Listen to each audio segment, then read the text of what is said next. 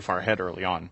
And Cloud9 just played incredibly, and I love the choice from Envy to go for the Rapier. Of course, it's a fan favorite item, but in the situation, I think it was the right read on the game. Like, he had to do something extremely drastic, and to have the confidence to do something like that in a game like this I think is a really good sign. Yeah, and that move is what kept the game going quite a bit longer. And so, yeah, you're right. I mean, looking at the early part of the game, the fact that this game went over 60 minutes is pretty darn impressive.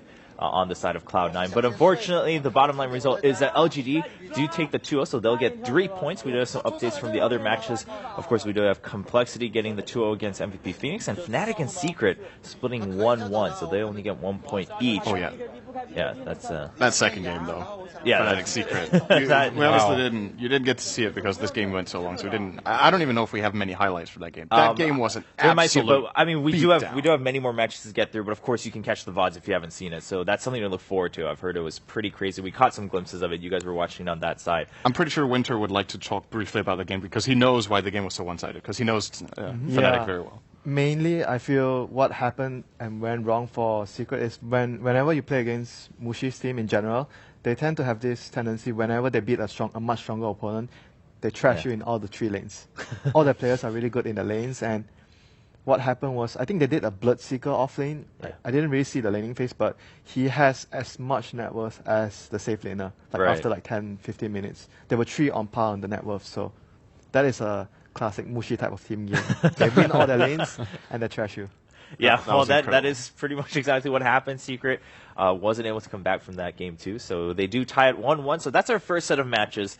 But we are just going to move straight in because we have 5 sets of matches going onward on 3 different streams. Now, before we go forward, of course, LGD just won. They're looking good. A lot of people are thinking LGD, possibly top 3, maybe even a contender to be the champion of TI5. Now, in their next match on Stream C, they will be playing against, I believe, Complexity. But before we go on, of course, there's one of the players on LGD that a lot of people are looking forward to, Xiaowei, leading newbie to that championship title last year at TI4, now coming back, possibly looking for another title for himself and then LGD as a whole. Let's look at Xiaowei's story before we jump into the second set of matches. 我第一次见小巴大概是在5-6年前吧，当时我们是在湖南，然后一起打 Dota 认识的，然后做什么事情都特别的认真，然后会投入100%的精力。行业的压力、竞争，然后包括舆论各方面都很大。我觉得不能盲目的来就是做职业选手吧，因为其实职业选手也有他辛苦不为人知的一面，然后他一定要付出自己的努力，还有很大的天赋才能成功的。我感觉是一支很规范的强队吧，然后每天一起训练，一起生活，一起研究新的录像，其实都是为了比赛想拿到好成绩。我这次回老干爹的原因，主要还是因为以前我们都是队友吧，我跟莎拉跟瑶，然后觉得 T2 有些可惜，再回来一起努力再打一次 T2。他在完成了一系列的成就，甚至说可以说拿到了这个领域的巅峰以后，然后还选择出来跟我并肩作战，然后那一刻是我很感动的。觉得心里特别温暖吧，觉得有了家庭的支持，就希望自己能努力，不会让他们失望，就特别大的动力。然后无话不说，然后干什么都一起，你就像一个团队，像一家人一样。我觉得一个队伍的队长最重要的是以身作则。我觉得老聂最强项是团队的执行力。因为小巴是我们的指挥，他说1，我们就不会说2，然后就他的付出我们也是看得到的。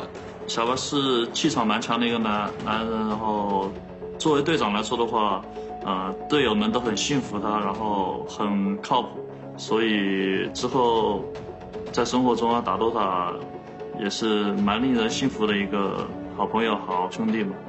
T5的话，只想就自己能带这个队伍做到自己该做的了。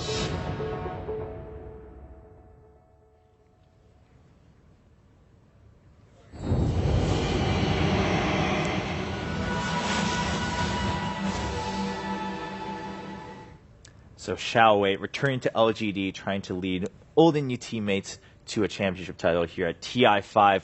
I mean, already 2-0 against C9. They're feeling good, but of course a long way to go. So if you want to catch more LGD games, definitely head over to Stream C. They will be playing against Complexity. But for this stream, we just talked briefly about Fnatic vs Secret, how Secret just got absolutely beaten in Game 2. They tied 1-1, but now they're coming here onto the mainstream to play against IG. Let's have some quick talks before we go into draft of Game 1. Now, the players are pretty much all set up, but let's talk a little bit about IG, right? Because we've talked enough about Secret in generic terms. Like, all right, they've been doing well in the past couple LANs they've been at. They've been winning, 4 major LANs in the recent months. Coming into TI, they are the favorites. But what about IG? What are we thinking about IG? Where do they stand, Winter?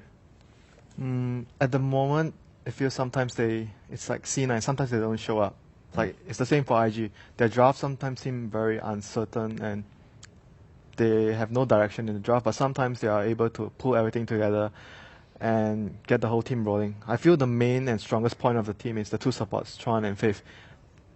I feel the strongest playstyle they have is when they roam a lot early and they get a lot of kills and they make sure all 3 lanes are taken care of. They can't just take care of, okay, we're just going to focus on taking care of Ferrari or Burning. I feel all the 3 cores, Burning, Ferrari, and Luo, they all need attention. They can't be just left alone because all of them, they are able to actually roll the game by themselves. And so if you give them a little help and give them a little advantage, they're able to dictate the play. All right. So we talk about certain teams, for instance, obviously EG comes to mind when we talk about who can take games off of Secret and potentially even take a match off of Secret. Ben, would you say IG is up there in those ranks? I haven't seen them adapt too well to 6.8.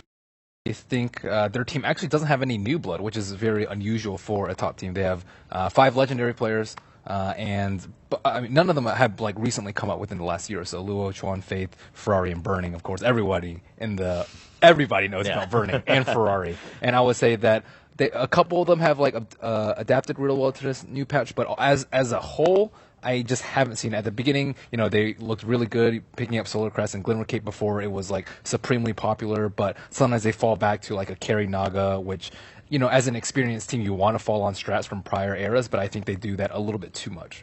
Okay. So, Sin, you think maybe this is where Secret jumps back in and says, all right, we're gonna just go back to our kind of groove, maybe one could say, and try to take this 2-0, or do you think IG is still going to put up a fight, maybe throw another curveball like Fnatic did? How was it? It went they didn't face each other at ESL, right? IG and Secret. That was never a matchup. IG did. Yeah, they did. They did? Yeah, Secret crushed them. That was okay. So I was going to say if they met, it was not very memorable for me. Yeah. as a close series. So I feel like not only that time but also the previous time. I can't remember the exact event, but I have to go back quite a while before I feel like IG put up a really good challenge to Secret. Right. That being said, we just saw Secret get destroyed by Fnatic because of an incredible laning stage, and that is something IG actually sometimes pull out some really early aggression, and they can make it work. We sometimes see Faith and Chuan go dual roaming. They have like some interesting pocket pick in the Kunkka, for example, with Shadow Demon. They could go for something like that, try to immediately, from minute 0, just start destroying lanes. And I think that's a really good recipe that Fnatic obviously made work.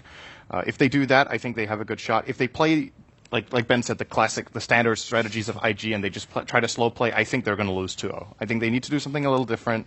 And going into the tournament and being their first match, just starting out aggressively like that and trying to get the ball rolling and get some momentum can be a good strategy. So, in general, is that? I mean, I feel like we talked about that at ESL1 too. Of course, you two, we were there, and Winter, we talked about this a little bit before coming into this event.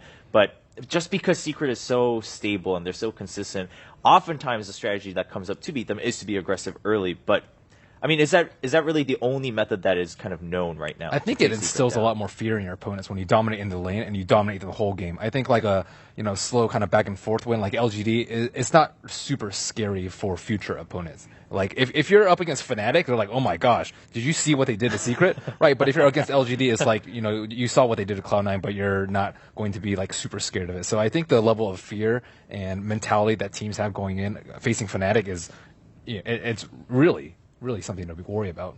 All right. Are there any picks, Winter, that you would like to see that would allow this for IG, that kind of fit IG specifically? I think like what Sin said earlier, the Kunkka, something like very early roaming potential, maybe the Mirana we might see coming. Like stuff like this. There's a lot of uncertainty. Like you got to land the arrow. Like there's going to be a points of game where you land some random arrow and you get some bonus kill or an unexpected kill. Right. Stuff like this might happen with a pick with Mirana, and all these things are going to throw a team like Secret off because they are used to everything being so like stable and going according to plan for them, and a random arrow hits some important target and it changes the game from there.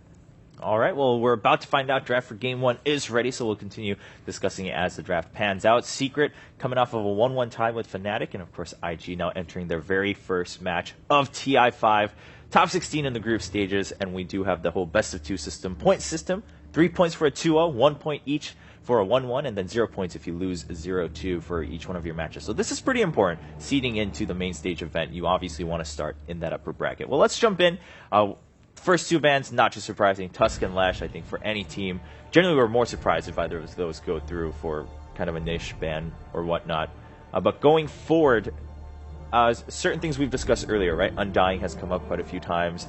Ember, obviously not necessarily ban-worthy early on, but do we think that's possibly going to be a priority in picks in this matchup? I think Naga is very super high high priority. Yeah. It's a very safe tool for Secret. Like, even if they fall behind, they can either prolong the game or turn around the team fight, or set up. Like, it's good if you're behind, ahead, or on par, and I think there's not that many supports that are like that, and Secret utilizes that ultimate like way better than most teams that I've seen. And it's also one of IG's, like, if we're expecting them to try to go for something like standard IG, it's just such a classic pick for burning. So I would definitely agree that Naga is going to be a hot point of contention here. There was another hero I was thinking about. No, I think I lost it. Shadowfiend? It's already banned. Yeah, I mean, just got banned, yeah. They're going to ban Naga. So there we go. I was about to ask one of you guys, do you think then it's worth banning for IG because they don't have that first pick? Is it that high in contention? I think so. So, yeah, they go through with it, and then... Queen of Pain. Okay, this is a classic Secret opening, Queen of Pain. And, I mean, the Shadowfiend ban is mostly because IG is on Radiant and Ferrari plays a very good Shadowfiend. So, it's very good to remove that off the... A little bit of an advantage when you're on Radiant side. For sure. And looking at the remaining picks that are strong right now, Gyro? Gyro, and Undying is still in the pool, but that was the one I wanted to mention. Yeah, but Secret is not afraid at all to fight Undying. Exactly. I was going to bring up Undying because I think Team Secret, out of any of the top teams, they're probably the team that picks it the least. At least that's the impression I have. They don't really pick it. They only pick it once and they lost with it. They don't pick it, and they don't mind giving it away. So compared to other teams we've seen, especially like the Cloud9 LGD matchup, I think it was banned both games, or it was picked one game, banned the other game. This is going to be a different kind of matchup. And IG actually like playing Undying themselves, so they might want to grab it later. They're going to take the Bloodseeker though. Well, they had a game off last game, so they probably watched Fnatic. And Fnatic this is these the key. Heroes, right? This worked. Yeah, they had Bloodseeker. Yeah, these two were in the top 3, like in terms of net worth. Like what, 10 minutes into the game? 7 minutes? Like so. Just after the laning phase, they were crushing all the lanes.